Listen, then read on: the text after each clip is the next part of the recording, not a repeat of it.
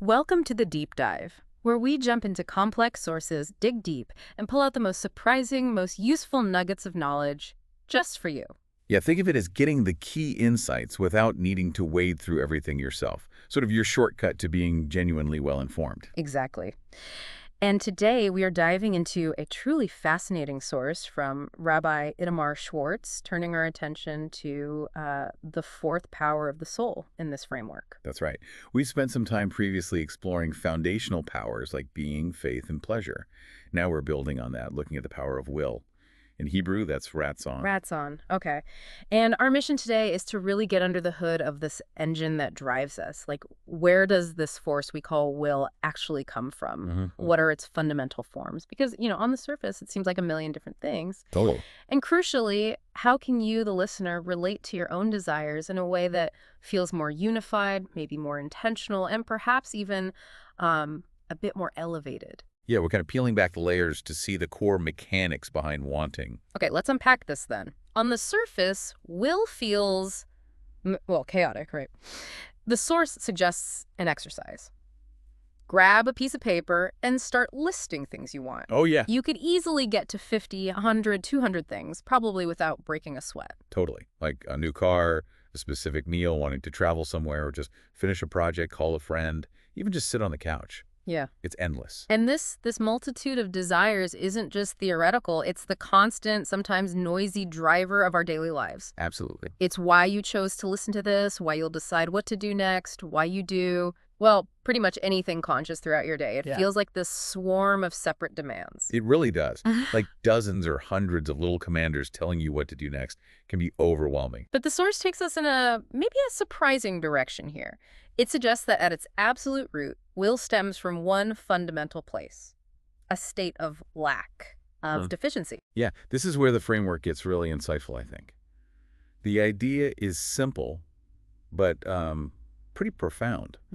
If a person, or really anything, were in a state of perfect, absolute completeness, a state of pure being, there would be nothing to want. There'd be no gap to fill, no need. So the very act of wanting, the existence of will itself, is kind of proof of a perceived absence or imperfection. That's the core premise. And it's fascinating because the Hebrew word for will, ratzon, actually hints at this. It's connected linguistically to words like zar. Zar, meaning narrow or constricted. Exactly. And zara, which can mean constriction or even affliction, like distress.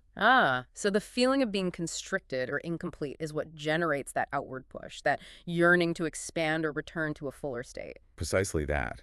The experience of being sort of narrowed down from your potential wholeness creates the drive to move back towards it. It's the engine starting up. Okay.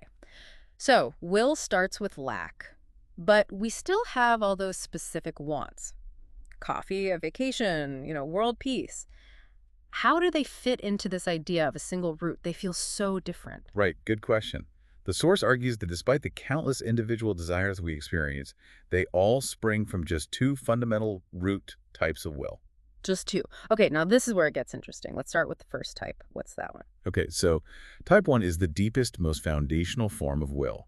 It's the will to return to wholeness. Wholeness. Yeah. This isn't usually a conscious thought we have over breakfast. It's a deep underlying pullback toward that original state of perfect being where, by definition, there's no lack. And thus, no need for will at all. Whoa. Oh, hold on. So the most fundamental will is the will to stop wanting, to return to a state beyond needing anything. Precisely. It's a kind of a paradox, right? A will whose ultimate aim is its own cessation, its own end. Okay, that's a powerful concept. What about the second type, then? This must be the busy one, the everyday one. It is. Yeah, type 2 is the conscious, everyday will we're all much more familiar with. This will operates within the state of lack, kind of accepting it as the current reality. Right. And it's primarily driven by two forces, which are really like two sides of the same coin. The desire for pleasure, ta'anug in Hebrew, Pleasure. Got it. and the avoidance of pain, or negativity, which the source calls nega. Pleasure and avoiding pain. Yes. Okay, that feels like the engine for a huge chunk of daily life. That makes intuitive sense. It's put beautifully in the source, actually quoting an older text. There is nothing better than pleasure and nothing worse than pain affliction.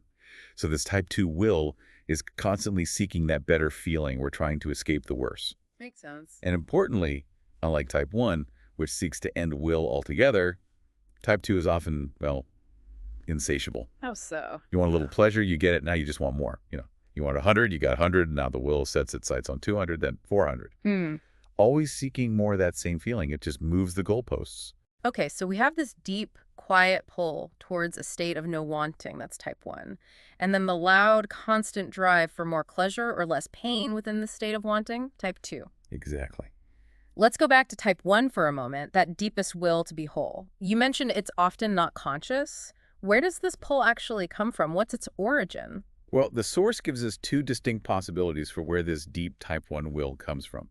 Two reasons, you could say. Okay. Reason A is described as a natural inclination, just an inherent tendency for something to return to its source. Like gravity or water flowing downhill. Exactly like that. Or a plant growing towards the sun. It's not making some calculated decision. It's just its nature, a deep, sort of non-selfish pullback to its origin. It just is its nature to want to be whole. No other reason needed. Right. The source calls this lishma, Lishma. meaning for its own sake or non-selfish. It's described beautifully as having no taste or reason. Ein Tom Baratzon. It's not wanting because of something else. It just is the fundamental nature expressing itself. Got it. A pure, natural pull. Okay, what's the second possible reason for this deep will? Reason B. So reason B for type 1 is rooted more in self-concern. The Hebrew phrase captures it. Shelo lishma. Shelu Lishma. So not for its own sake. Right. It's driven by dagalatzmi, which means concern or worry for oneself.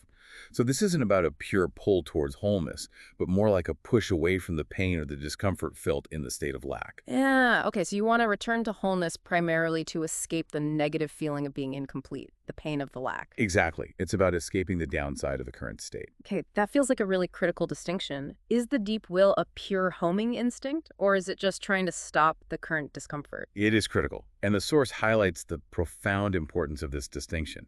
Think about it. If the root is that pure natural return, that lishma, reason A, then only actually returning to wholeness fulfills it. Nothing else will do. But if the root is solely about escaping pain, the shilo lishma, reason B, Right. then theoretically, well, simply ceasing to exist could also achieve that goal. Wow. No existence, no feeling, no pain of lack. It achieves the negative goal, escape from pain, but not the positive goal of return. Wow. Okay, that adds some serious weight to why you might want wholeness. So, given these two possibilities, how does the source suggest we can access or maybe strengthen that pure, natural, non-selfish motivation, that reason A type of deep will in our lives? Can we cultivate that? And here's where it gets really practical and maybe even revolutionary. Wow. The source brings in another power we've discussed, faith, or emunah. Aha, belief. Okay. The idea is pretty radical. By believing that your positive actions, your acts of kindness, your efforts towards growth, your moments of genuine connection stem from this deep, natural, non-selfish root within you. From your fundamental core being. Yes, exactly. Yep. By believing that, you actually reveal and strengthen that very motivation. The belief itself makes it more real. Wait, hang on. So it's not just about analyzing my motives after the fact, like, oh, was that selfish or not? It's about actively choosing to believe in the higher motive as the source. And that changes things. Yes. The belief itself is presented as an active force. That's the point of choice. You can view a positive action cynically, right? As purely self-serving, that's type 2. Maybe avoiding the pain of guilt, seeking the pleasure of feeling good about yourself. Yeah, the easy explanation sometimes. Or you can choose to believe it flows from that deeper, natural impulse, for the lishma. The source gives the classic example of Chizid Shelamet, true kindness. Right, kindness of truth. It's the kindness done not for any reward, not even the reward of feeling good, but because kindness is seen as part one's inherent nature, like a bird flying, because that's what birds do. It's just expressing its being. It's like saying, it's just who I am at my core to do good, not I do good to feel good. Precisely. And this connects beautifully to the virtue of humility, anava in Hebrew. Humility, how so? It's like a nullifying of the egoistic self-concern, the dagalatzmi, to allow that deeper natural being, the lishma source, to express itself through your actions.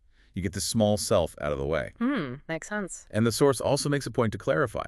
Purely wicked actions, acts of true negativity, by definition, cannot stem from this pure natural source. Well, that source is inherently good. Okay, that gives us a profound perspective on that deep type 1 will, especially the lishma aspect, and how belief plays a role. Now, let's swing back to type 2, the everyday, often messy, conscious will. The one driven by seeking pleasure or avoiding pain. Right. This is the one that makes us crave pizza or binge a show or maybe even work late to get praise or avoid criticism. Exactly. This is the one that might prompt you to help someone, but even then, the source suggests the motivation could still be rooted in self-concern. How now? Like feeling good about helping. Yeah, either seeking the good feeling of being a helper, or maybe avoiding the discomfort of seeing someone else suffer, or avoiding the social awkwardness of not helping. It can still trace back to pleasure pain for the self. Which, again, can sound a bit cynical if you take it too far, like nothing is Yeah. ever purely altruistic. It can. And the source actually acknowledges this potential pitfall. If you accept the view that all your will is ultimately just some form of selfish self-concern, just type 2 running the show, Uh-huh. it can lead to feeling like you live in what the mystical texts call an alma di shikra. Oh, world of falsehood. Yeah, a world lacking any genuine spark of truth or higher purpose Yeah. can feel quite hollow. But the source offers a way out of that. Yes. The existence of the potential for that non-selfish will, the type 1 reason A, the lishma, that's the crucial spark of truth. It's the possibility that redeems the whole picture. It means not everything has to be reduced to self-interest. Okay, so the possibility of pure motivation existing, even if it's mixed or hidden, that's the anchor to truth. Now, how do we actually work with this overwhelming cascade of specific desires in type 2? There are just so many of them. Pizza, promotion, parking spot. Right. And this is where the source offers a really powerful practical technique. Instead of getting lost in the thousands of specific things, you want the specific car, the specific job, the specific relationship, the specific chocolate bar. Mm-hmm. Recognize that they are all fundamentally rooted in one or two underlying drives: to experience pleasure or to avoid pain. So abstracting away the specific what? Looking underneath the object. Exactly. The term used is hafshatatsura. Hafshatatsura. It means abstraction of form. You deliberately remove your focus from the specific object, the form of the desire, and identify the underlying feeling being sought, the pleasure or the escape from pain. Okay. And the benefit of doing this abstraction, why bother? What does it achieve? Well, think about it. Once you see that what you really desire is the feeling of pleasure itself, not just that specific thing, Yeah. you gain immense freedom. Suddenly, that specific car or that specific chocolate bar is just one possible vehicle for pleasure. It's not the only way. So you're detaching from the object and focusing on the underlying energy, the feeling you're actually chasing. Precisely. And this opens the door to potentially finding that pleasure in more refined, maybe deeper, or even internal sources. It connects back nicely to our previous discussion on the power of pleasure itself. Right, finding pleasure in learning or connection or inner states. Exactly. It takes the chaotic multitude of desires, all those different forms, and unifies them into one underlying drive for the feeling: pleasure avoiding pain. Yeah. You've moved from hundreds of wants to essentially one core want operating in the everyday. This is really starting to bring all the powers together now. We had being, faith, pleasure, and now will. How do they all interrelate in this framework the source is laying out? Yeah, they connect beautifully. Will is positioned as the fourth power, and it kind of acts on the others or is influenced by them. Yeah. As we just discussed, type 2 will, the everyday wanting, connects most directly to pleasure. Makes sense. Its fuel source is the pursuit of pleasure and the avoidance of pain, seeking the good feeling, running from the bad. Exactly. But the deeper connection, the more profound one, is to face in being, and that happens through type 1 will, specifically the lishma aspect we talked about. How does faith connect there? When we actively believe, using our imuna, our faith, that our positive actions originate from that pure, natural core of being within us, Okay. that belief elevates the will itself. It consciously connects the action we're doing, which is driven by will, back to its potential highest root and fundamental being. Our faith makes that connection active and, in a sense, real for us. That sounds very much like that idea the source mentions. Think good and it will be good. Your belief about the source of your good action actually impacts and elevates the action itself. It's not just wishful thinking. That's the profound practical implication here. It's not just passive analysis. By actively believing in and identifying with the higher source, you make it increasingly the reality driving your actions. You strengthen that channel.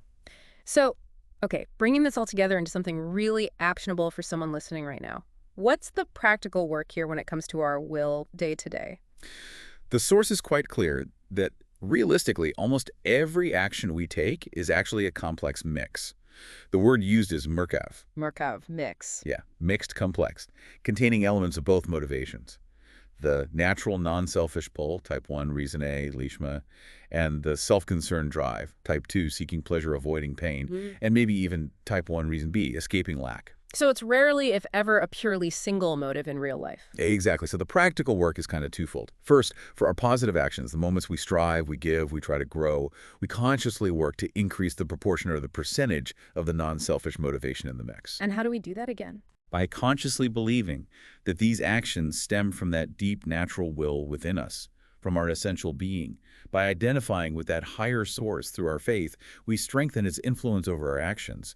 We shift the balance. So you're actively choosing to credit the higher self, to connect the action to the lishma source. Yes, that's one side. And simultaneously, for the myriad of everyday desires that fall under type 2, the wanting this, avoiding that, we work to unify them. Using that extraction of form idea. Exactly.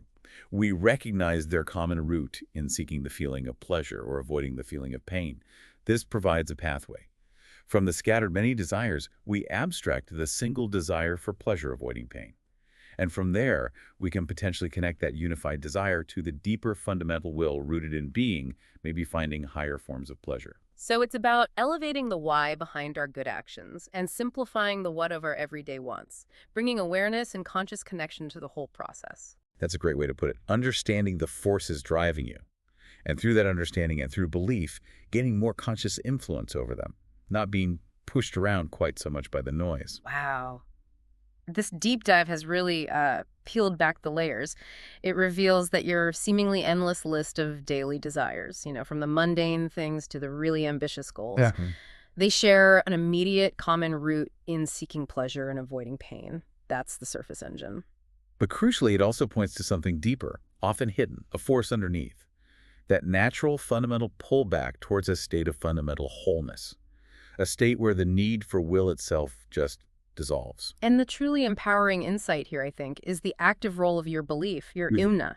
Your faith that your positive actions stem from that pure natural core within you can actually make it so, elevating your will beyond just mere self-interest and connecting it to something much, much deeper. Yeah, it really transforms the landscape of your inner wanting. It gives it a different quality. Yeah. So perhaps the provocative thought to maybe take away from this deep dive today is this.